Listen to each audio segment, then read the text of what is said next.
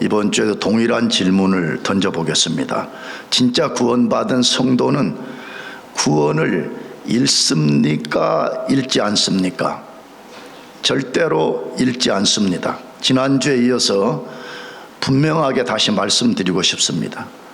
성령을 통해서 진짜 거듭난 그리스도인은 그 사람의 삶에 어떤 일이 있어도 구원이 취소되지 않습니다. 왜 구원을 잃거나 취소되는 일은 없을까요? 그건 우리가 지금 다루는 성도의 견인 때문입니다. 성도의 견인이라는 것은 튤립 교리의 마지막 P인 퍼스베런스입니다. 이 말은 하나님이 자신의 섭리를 통해서 성도들이 끝까지 인내하며 믿음을 지켜서 구원에 이르게 해 주신다는 말입니다. 저는 이 말을 내가 해석한 말로, 내가 이해한 말로는 하나님의 열심이라고 말하고 싶습니다. 성도가 구원을 잃거나 취소당하지 않는 궁극적 이유는 하나님이 그분의 열심을 가지고 성도의 구원을 시작하고 진행하고 완성시키기 때문에 그렇습니다. 지난주에도 말씀드렸습니다. 만일에 우리가 우리 구원을 유지하고 우리가 우리 구원을 붙잡는다면 확신하건대 우리 가운데 아무도 이 구원을 지탱할 수가 없습니다. 그러나 우리가 수많은 넘어짐에도 불구하고 우리가 오늘까지 이 구원을 유지하는 것은 하나님 그분이 그의 열심으로 우리를 붙들어 주기 때문인 것입니다. 구원받은 성도가 어떤 상황에서도 구원을 잃지 않는다는 것을 믿게 되면 얼마나 좋은지 모릅니다. 나는 여러분들이 그것을 꼭 경험할 수 있기를 바랍니다. 구원을 받았다는 말은 내가 하나님의 자녀가 되었다는 말인데, 하나님의 자녀가 되었다는 이것이 얼마나 크고 얼마나 큰 권세를 가졌는지를 꼭 알기를 바랍니다. 왜? 그것을 진짜 알고 믿는다면 우리는 모든 상황에서 담대함을 갖게 되고 오직 하나님께만 소망을 두고 살게 됩니다. 나는 좀 과격하게 말합니다. 그 이유는 뭐냐 그러면 복음이 때로는 레디컬하기 때문에 그렇습니다. 진짜 우리가 하나님을 믿고 하나님의 자녀가 되고 나는 하나님의 자녀 되었다는 확신이 있다면 어떻게 절망할 수가 있습니까? 어떻게 어깨를 쭉 늘어뜨린 가운데 살 수가 있습니까? 우리 그리스도인들은 구원의 확신이 있다면 어떤 상황에서도 담대하고 진짜 하나님께 소망을 두고 살 수가 있습니다. 그러나 기억해야 됩니다. 구원받고 하나님 자녀가 되면 그때부터 삶의 어려움이 안 생기는 거 아닙니다. 오히려 하나님의 자녀가 되었기 때문에 더 많은 어려움이 생길 수 있다고 성경은 분명하게 말씀합니다. 그러나 그런 속에서도 구원받은 하나님의 자녀들은 불사조처럼 살아갈 수가 있습니다. 왜 그렇습니까? 하나님이 자기 자녀들의 구원을 끝까지 주도하고 계시고 그 구원이 완성에 이를 때까지 필요한 모든 것을 채워주시고 인도해 주시고 보호해 주실 것이기 때문에 그렇습니다. 이걸 믿으시기 바랍니다. 왜? 하나님이 자신의 자녀들의 구원을 완성시키는 데 있어서 필요한 모든 것을 하나님이 때마다 채우시고 인도하시고 지켜주시는 것입니다. 잘 생각해 보세요. 우리가 깊은 신학적인 이해가 없더라도 유한한 육신의 부모와 하나님을 잘 비교하는 것도 때로는 성경을 이해하는 좋은 길잡이입니다.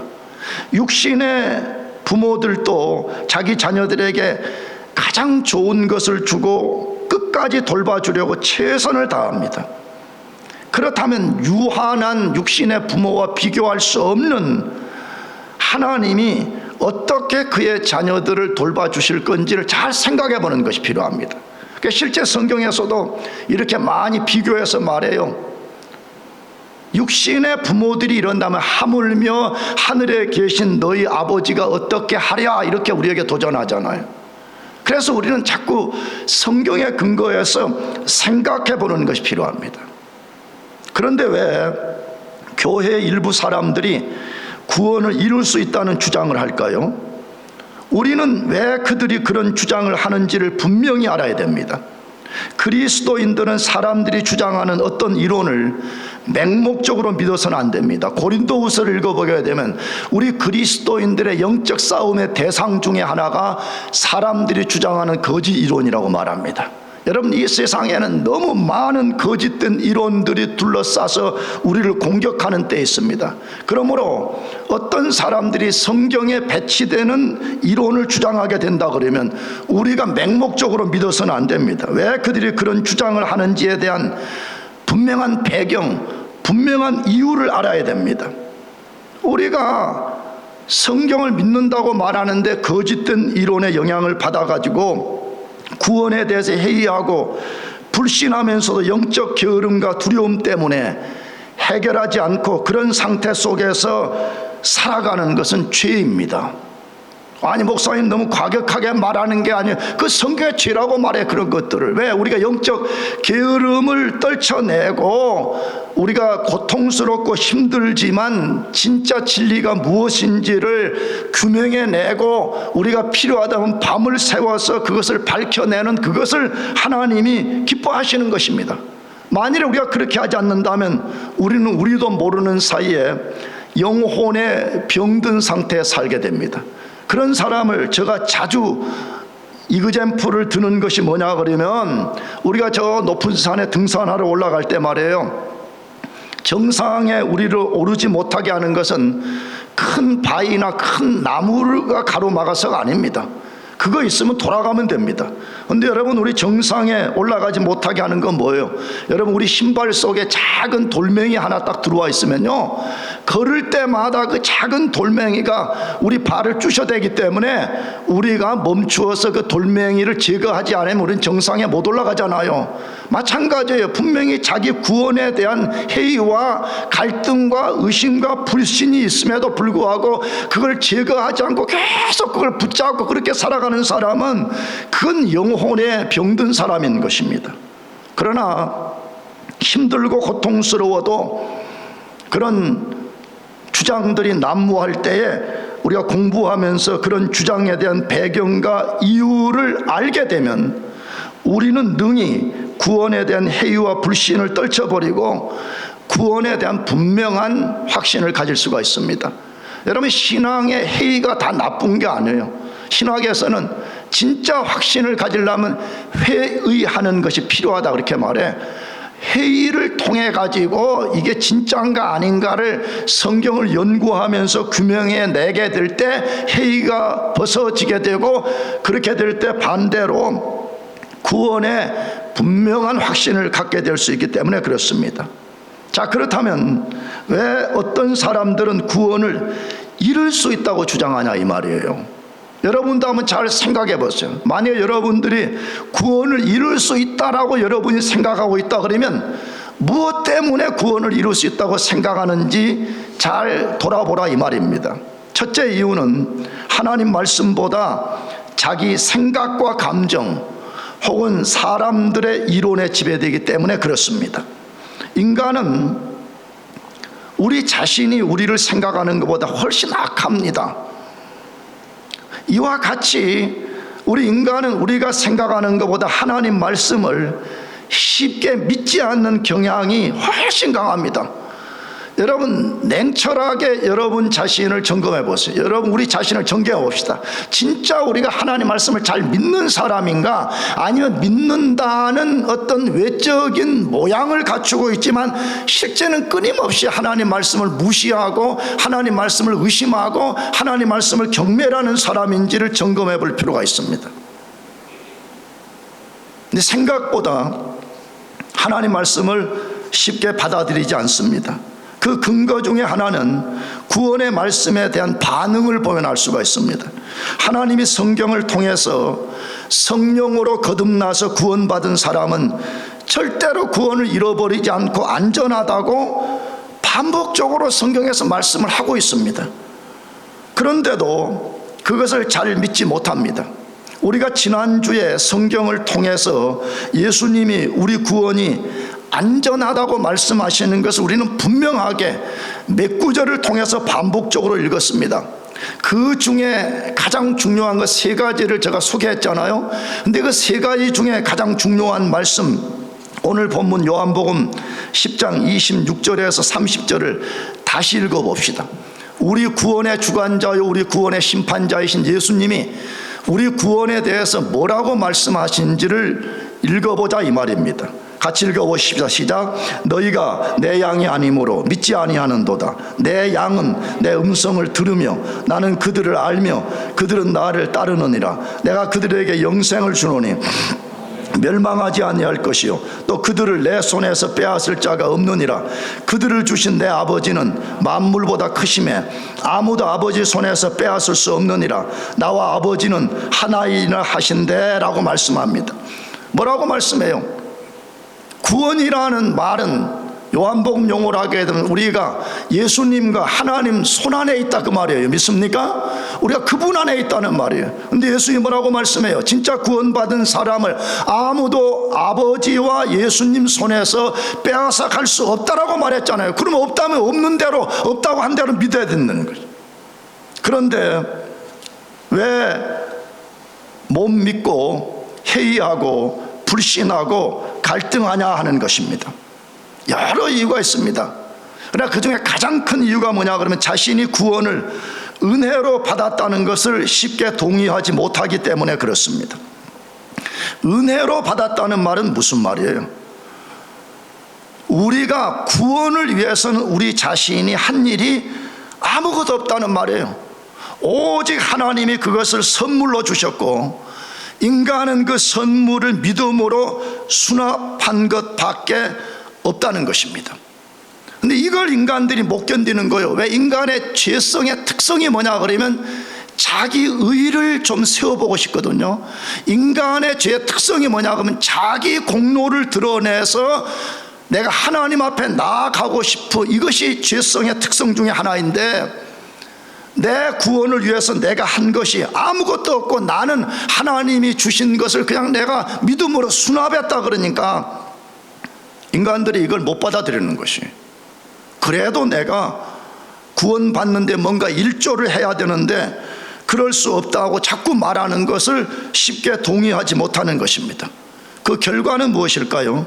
하나님 말씀에 자신을 복종시키기보다 자기 생각의 싸움 속에 거하고 자기 감정의 업앤다운에 끌려가게 되고 이게 뭔가 자기 스스로 오소리티를 만들어내기 어려우니까 이상한 신학을 주장하는 사람들, 대표적으로 신인 하빌, 신인 협동설 같은 공로 사상을 말하는 사람들의 말에 지배되기 시작해서 그래 맞아 이렇게 맞지.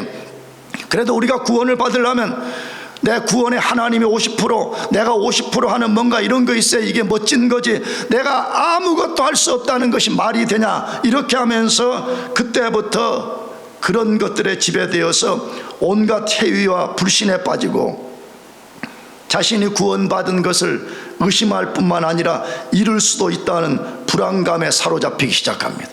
거기서 끝나면 좋을 건데 이제 뭔가 자기가 불안하니까 다른 사람들에게 자꾸 이런 거짓된 이론을 전하는 게 뭐라고? 구원을 뭐 할 수도 있다고? 잃을 수도 있다라고 자꾸만 말해서 히브리서나 빌립보서 말씀처럼 교회 안에 거짓된 쓴뿌리가 야금야금 사람들 속에 전가돼 가지고 구원을 잃을 수도 있단다 이런 식으로 말하는 사람들이 교회 안에 가득 채워지는 비극이 일어난다는 것입니다. 인간이 하나님 말씀을 가볍게 여기고 그것을 쉽게 믿지 않는 것은 가장 큰 문제가 아닐 수 없습니다. 나는 여러분에게만 말하는 것이 아닙니다. 부끄럽지만 저 자신에게 해당되는 것입니다. 나와 여러분의 최고의 문제는 먹을 것이 부족한 거 아니에요. 공부를 많이 안 한 거 그런 거 아니에요. 사회적으로 포지션이 높아지지 않은 그런 거 아니라니까요. 우리 인간의 최대의 문제는 뭐냐? 하나님 말씀을 받아들이지 않는 거예요. 하나님 말씀에 우리 자신을 완전히 복종시키지 않는 것이 최고의 문제예요. 그래서 예수님도 요한복음 10장 25절 상반절에서 이렇게 말씀했습니다. 내가 너희에게 말하였으되 믿지 아니하는도다. 여러분, 이것이 어쩌면 우리의 오늘 아침에 큰 울림인지 몰라요. 여러분은 이 말씀에 여러분 자신 어떻게 반응해요? 내가 너희에게 말하였으되 믿습니다여요? 아니면 예수님 말씀처럼 믿지 아니하는도다 하는 사람이에요? 내가 너희에게 말하였으되, 내가 거기다가 앞에 하나 형용사 부사를 붙이면 내가 너희에게 분명히 말하였으되 믿지 아니하는도다, 이렇게 말씀합니다. 이 말씀은 예수님이 유대인들에게 자신을 그리스도라고 말해도 그들이 믿지 않는 상황에서 하신 말씀입니다. 그들이 자꾸 예수가 와서 내가 그리스도라 그러니까 유대인들이 열받아가지고 너 진짜 그리스도 맞냐 물어봤습니다. 그때 예수님이 내가 말하지 않았느냐, 내가 그리스도라고, 내가 하나님이 보낸 메시아라고 너희들에게 말하지 않았느냐, 그래도 너희들은 믿지 않았고 내가 메시아요 그리스도 된 기적을 보여도 너희들이 믿지 않았다, 지금 그렇게 말하는 것입니다. 어쩌면 오늘날 많은 그리스도인들이 유대인들처럼 하나님이 너희 구원이 안전하다고 말씀하시는데도 그것을 믿지 못하고 자기 생각과 감정을 의지하면서 불신하는지 모릅니다. 증거가 뭐라고요? 제가 앞에 말씀드렸잖아요. 진짜 내가 하나님의 자녀 되었다는 분명한 구원의 확신을 갖는다면 여러분, 우리 삶이 달라질 수밖에 없는 거거든요. 절대 우리가 아무렇게나 살 수가 없는 거예요. 그렇잖아요. 우리가 세상 사람들과 똑같은 방식으로 우리가 살아갈 수가 없는 거잖아요. 그런데 안타깝게도 저 자신이 그렇게 사는 모습을 보게 되거든요. 많은 그리스도인들이 그리스도인이라고 말하면서 실제 삶의 방식을 보면 저 사람 진짜 구원받은 것이 맞는가, 저 사람 진짜 하나님 말씀을 믿는가 하는 의심을 불러일으키는 것들이 너무 많다, 그 말입니다. 그러므로 우리에게 필요한 것은 구원의 안전의 여부를 우리의 생각과 감정과 사람들의 이론에 지배되게 하는 것이 아니라 하나님 말씀에 지배되게 하는 데 있습니다. 믿습니까? 이 싸움하는 거예요, 그리스도인의 삶이라는 거. 여러분, 그리스도인이 주일 되면 교회만 나와가지고 종교의 형식을 갖추는 것이 그리스도인이 아닙니다. 그리스도의 진짜 본질은 어디에 있느냐?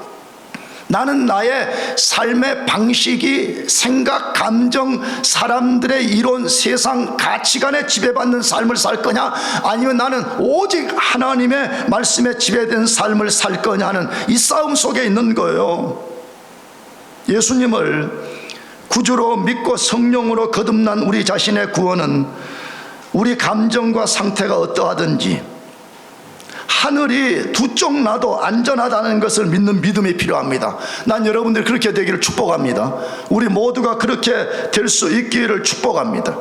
그래서 사도 베드로도 그런 방식으로 우리의 구원을 견고히 하고 안전을 확신하라고 말씀합니다. 잘 보세요. 예수님 말씀이에요. 예수님의 참 사도인 베드로가 그 방식으로 말했다, 이 말이에요. 그것을 베드로후서 1장 10절에서 11절로 말씀하는데 읽어봅시다. 그러므로 형제들아, 더욱 힘써 너희 부르심과 택하심을 굳게 하라. 너희가 이것을 행한즉 언제든지 실족하지 아니하리라. 이같이 하면 우리 주 곧 구주 예수 그리스도의 영원한 나라에 들어감을 넉넉히 너희에게 주시리라. 자, 뭐라고 말해요? 구원받은 우리가 구원해서 아무것도 한 일이 없지만 구원받은 이후에는 우리가 해야 될 일이 있다고 말해요. 그게 뭐라고요? 더욱 뭐라고요? 힘쓰라고 말합니다. 더욱 힘을 써서 너희 부르심과 택하심을 굳게 하라, 이렇게 말합니다. 너희 부르심과 택하심을 굳게 하라. 이건 뭐 말하는 것이에요? 우리 구원 어디서부터 왔는지 잘 이해하라, 이 말이죠. 여러분, 우리가 우리 구원 만들어낸 거 아닙니다. 여러 종교 중에서 내가 럭키하게 기독교라는 것을 선택해서 구원받은 거 아닙니다. 우리는 창세전에 하나님이 우리를 택해 주시고 하나님이 우리를 불러주셔서 구원받게 되었습니다. 믿습니까? 그거 잘 기억하고 그것이 어떻게 우리에게 임했는지를 우리가 확신하게 알물 통해 가지고 우리 구원을 견고히 하라, 그렇게 말씀하고 있는 것입니다. 다시 말씀드립니다. 우리 구원을 견고히 하는 것은요, 일차적으로 우리 생각과 감정과 사람들의 수많은 이론이 아니라 하나님의 말씀입니다. 구원의 주관자이신 하나님이 너희 진짜 예수 믿어 구원받았냐? 너희 진짜 성령으로 거듭났냐? 그러면 너희들의 구원은 절대 안전하다. 그러면 우리는 의심 없이 그걸 믿어야 되는 것입니다. 그걸 믿으시기를 축복합니다. 두 번째로, 왜 많은 사람들이 구원을 잃을 수 있다고 말하냐 하는 것입니다. 구원받았다가 잃어버린 것처럼 보이는 우리 주변의 사람들 때문에 그렇습니다. 분명히 구원받은 것 같아, 눈으로 보기에. 근데 어느 날 교회 떠나고 예수 떠나고 구원 완전히 잃어버린 것처럼 보이는 사람들이 있기 때문이라는 것입니다. 우리가 이 말이 무슨 뜻인지를 정확히 이해하려면 크게 두 가지 사실을 알아야 됩니다. 첫째로는 진짜 구원받은 성도들도 일시적으로 타락할 수 있다는 사실입니다. 잘 들어야 됩니다. 진짜 구원받은 사람도 죄 짓고 뭐 할 수 있다고요? 타락하고 넘어질 수 있다는 사실을 이해해야 됩니다. 그러나 아주 타락하지 않습니다. 왜 그렇습니까? 하나님이 구원한 자기 자녀들을 끝까지 견인하기 때문에 그렇습니다. 견인의 내용이 뭐예요? 견인이라는 말은 우리말로 하면 이게 자동차가 고장나서 길에 이렇게 퍼져 있을 때 토잉카가 와가지고 끌고 가듯이 지금 그런 거 연상시키는 거잖아요. 이처럼 하나님이 구원한 자기 백성 이제 너 힘으로 살아봐라 하고 그냥 버려두지 않습니다. 어떻게 하죠? 하나님이 그때부터 그 사람 삶 속에 들어오셔서 그 사람의 삶의 발자국 하나하나를 인도하시고 생각과 마음들을 주관해 가십니다. 믿습니까? 그런데 그럼에도 불구하고 우리의 악함과 죄성 때문에 하나님 말씀에 불순종하고 성령의 통치를 거역하고 우리가 죄 가운데 빠지고 계속 죄 가운데 우리가 살게 되면 하나님이 가만히 있지 않습니다.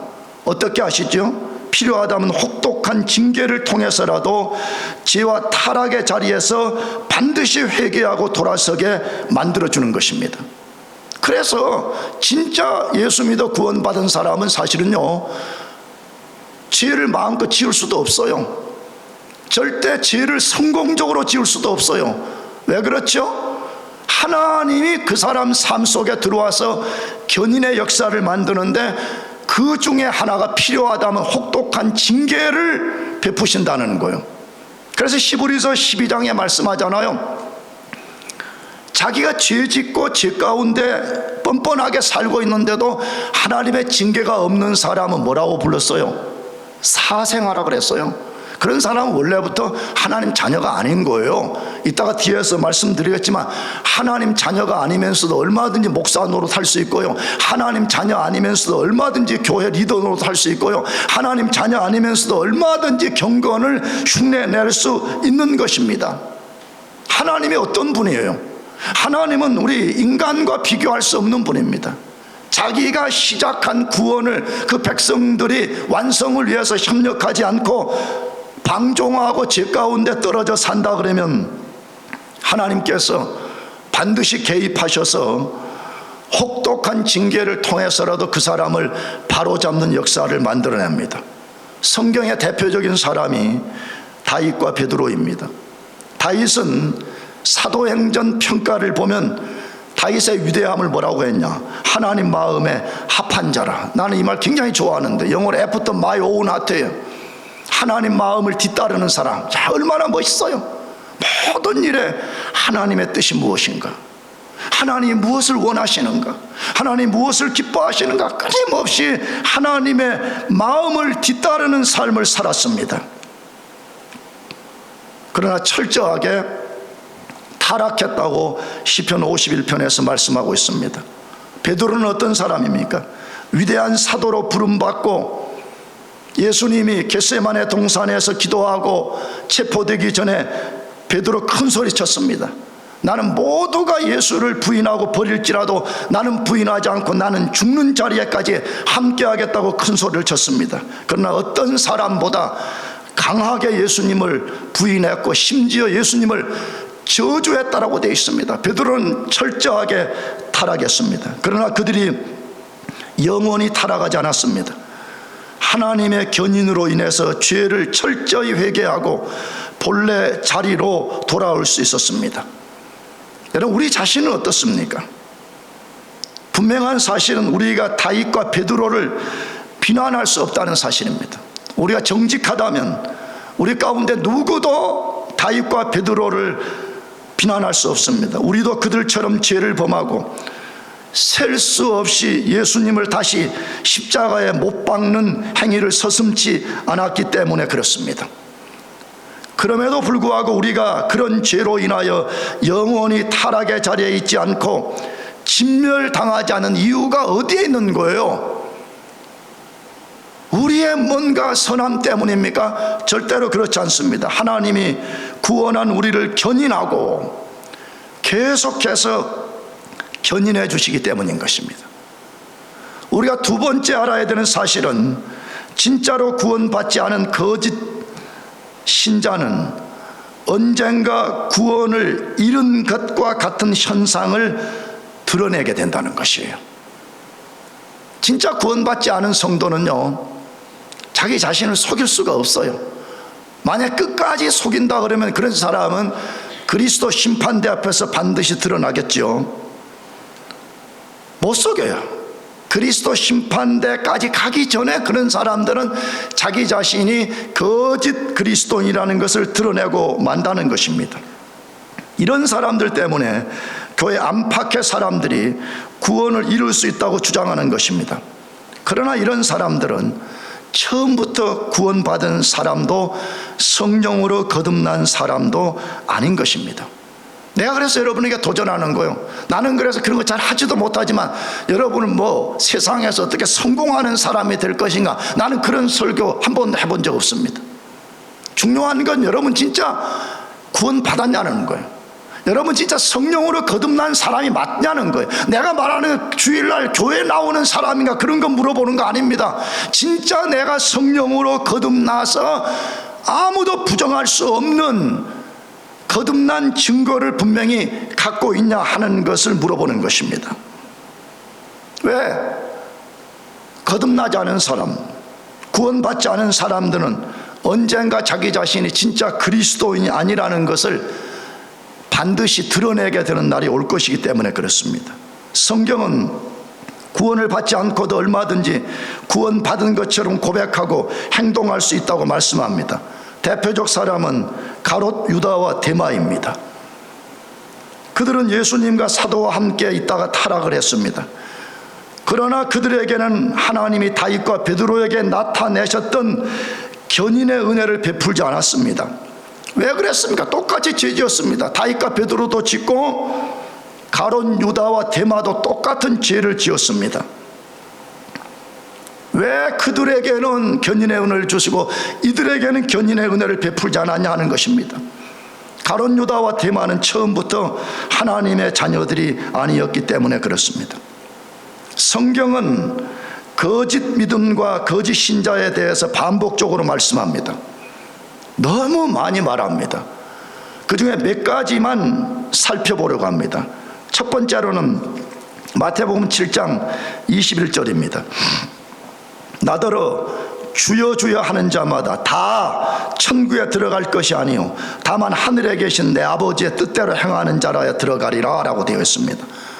뭘 말해요? 신앙 고백이 매우 중요하다고 말해요. 신앙 고백이 없는 사람은 구원받을 수 없어요. 신앙 고백이 매우 중요하지만 그것이 만능이 아니라고 분명히 말해요. 신앙 고백만 하면 다 천국 가는 것이 아니라고 분명히 말했잖아요. 너희가 나더러 주여 주여 한다고 다 천국에 들어갈 것이 아니요라고 분명하게 말씀했다는 걸 기억해야 됩니다. 두 번째로는 로마서 9장 6절에서 7절. 그러나 하나님의 말씀이 폐하여진 것 같지도 않도다. 이스라엘에게서 난 그들이 다 이스라엘이 아니요 또한 아브라함의 씨가 다 그의 자녀가 아니라 오직 이삭으로부터 난 자라야 내 씨라 불리리라 하였으니 라고 말합니다. 뭘 말해요? 외형적으로 보이는 것이 전부가 아니라고 말씀하는 거죠. 이스라엘 민족 안에 있다고 다 하나님 백성 아니라고 말해요. 심지어 아브라함의 혈통적 후손이 다 아브라함의 진짜 자손이 아니라고 말합니다. 그래서 이걸 이해하지 못하는 사람들, 내가 자꾸 모태신앙을 신뢰하지 말라 그러면 굉장히 기분 나빠하는 사람들이 많아요. 물론 모태신앙의 좋은 점, 유익점을 내가 분명히 여러 번 말했어요. 근데 어리석게도 그런 것만을 의지하는 사람은 말 그대로 어리석은 사람이 되고 마는 것이에요. 세 번째로 요한복음 유다서 3장 4절, 사랑하는 자들아, 우리가 일반으로 받은 구원에 관하여 내가 너희에게 편지하려는 생각이 간절하던 차에 성도에게 단번에 주신 믿음의 도를 위하여 힘써 싸우라는 편지로 너희를 권하여야 할 필요를 느꼈노니, 이는 가만히 들어온 몇 사람이 있음이라. 그들은 옛적부터 이 판결을 받기로 미뤄 기록된 자니 경건하지 아니하여 우리 하나님의 은혜를 도리어 방탕한 것으로 바꾸고 홀로 하나이신 주제 곧 우리 주 예수 그리스도를 부인하는 자니라 라고 말합니다. 뭐라고 지금 말씀하는 것이에요? 하나님이 정한 구원의 문으로 들어오지 않은 사람들이 있다라고 말하는 것이에요. 여기 유다서의 원리로 하면 구원은, 모든 구원받은 백성은 딱 한 가지 방식이라고, 어떻게? 일반으로 받은 구원이라고 말해요. 구약시대나 신약시대나 한국의 그리스도인이나 미국의 그리스도인이나 다 똑같은 한 방식으로만 구원받는다는 거예요. 그래서 그걸 일반으로 받은 구원이라 그렇게 말해요. 다 똑같다는 거예요.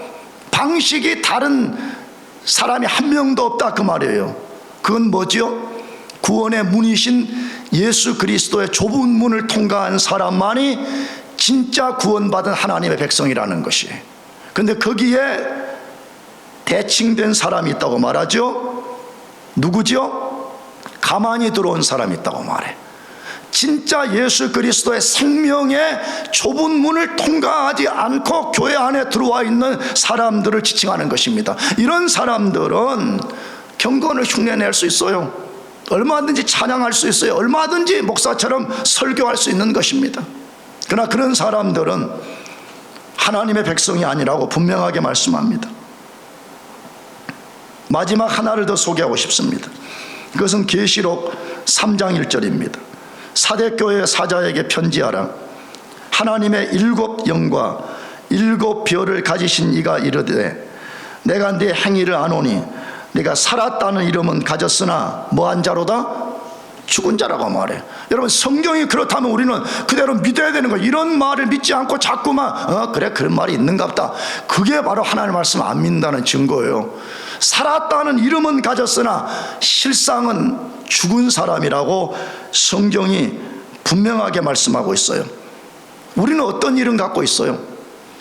우리는 하나님 앞에 나 목사요, 나 모태신앙이요, 나 오랫동안 교회 다닌 집사요 라는 이름은 가졌으나 혹시 실상 죽은 사람 아니에요? 실상은 한 번도 하나님 앞에 산 적이 없는 사람이 아닌가 점검해 볼 필요가 있다는 것입니다. 왜?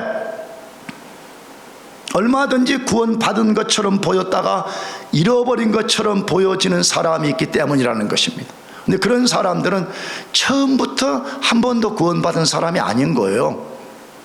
참 성도는 절대로 구원을 잃어버리지 않습니다. 그러나 거짓 신자는 반드시 언젠가 자기의 거짓된 정체를 드러낼 수밖에 없는 것이기 때문에 그런 것입니다.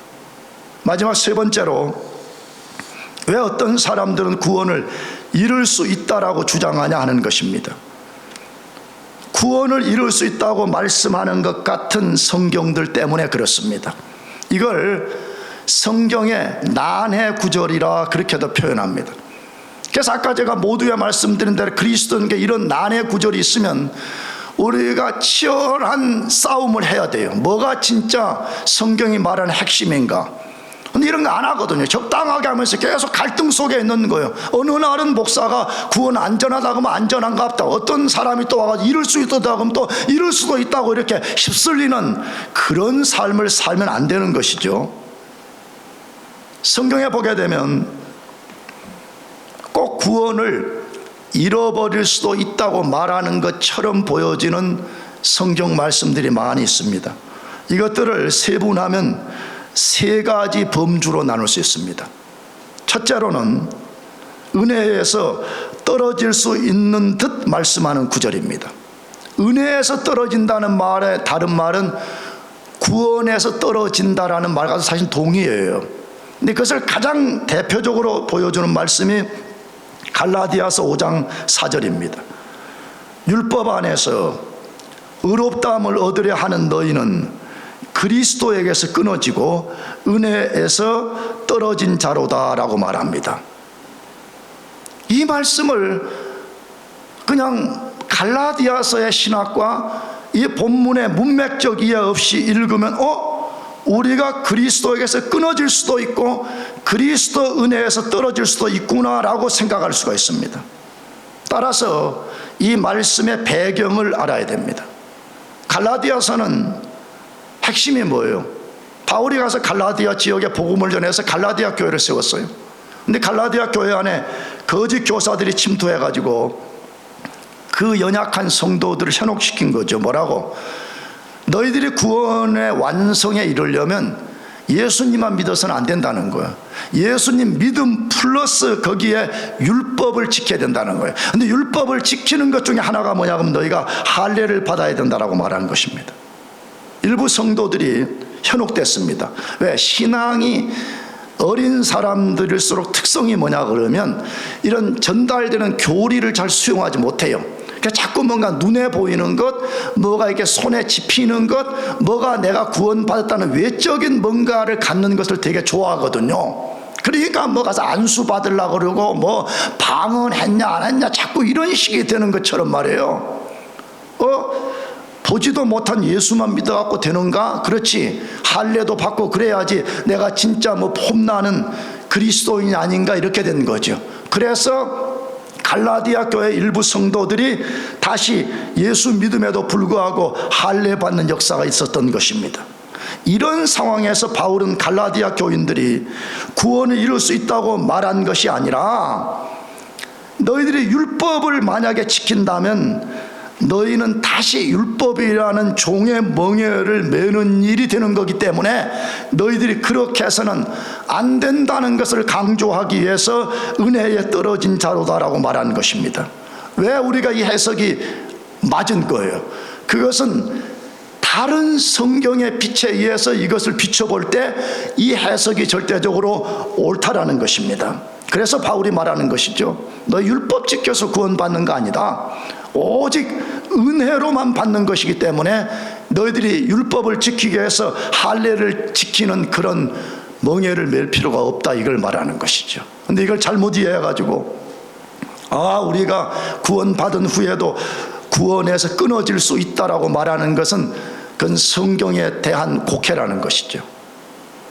두 번째 범주가 있는데 구원을 이룰 수 있는 듯 말씀하는 구절입니다. 구원을 이룰 수 있다고 말하는 사람들이 이런 구절들을 가지고 가장 강력하게 주장을 하는 것입니다.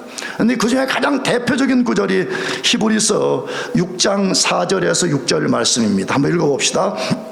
한번 빛을 받고 하늘의 은사를 맛보고 성령에 참여한 바 되고 하나님의 선한 말씀과 내세의 능력을 맛보고도 타락한 자들은 다시 새롭게 하여 회개하게 할 수 없나니 이는 그들이 하나님의 아들을 다시 십자가에 못 박아 드러내놓고 욕되게 함이니라.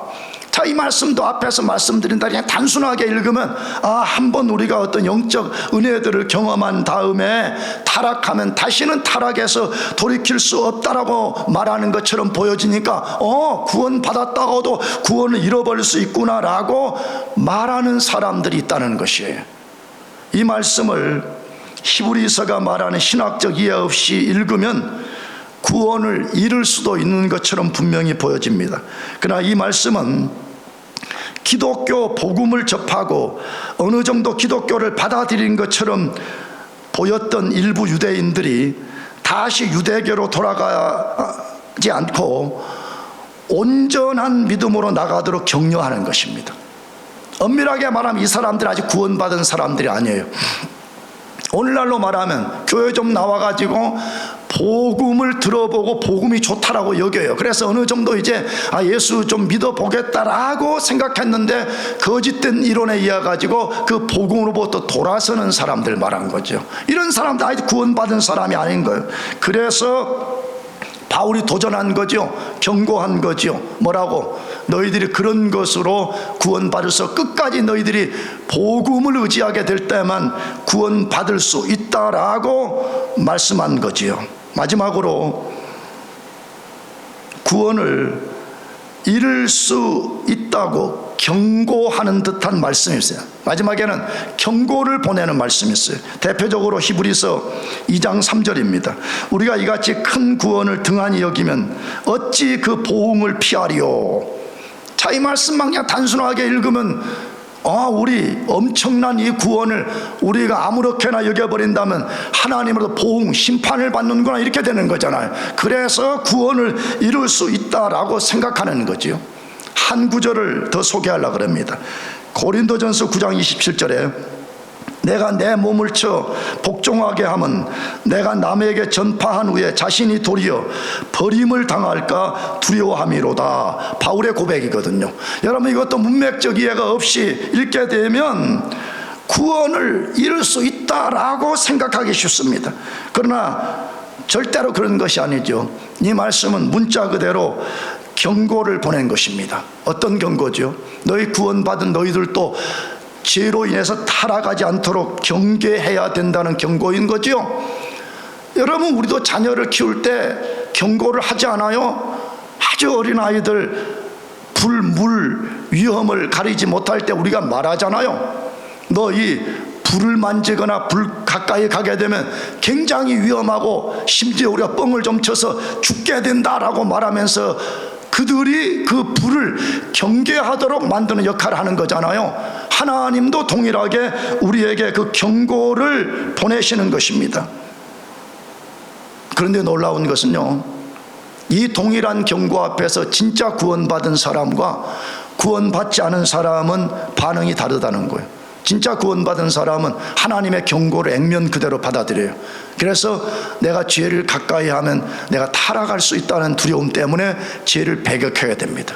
그러나 구원받지 않은 사람들은 그런 하나님의 경고를 철저히 무시하고 가볍게 여기고 업신여기는 반응을 보이는 것입니다.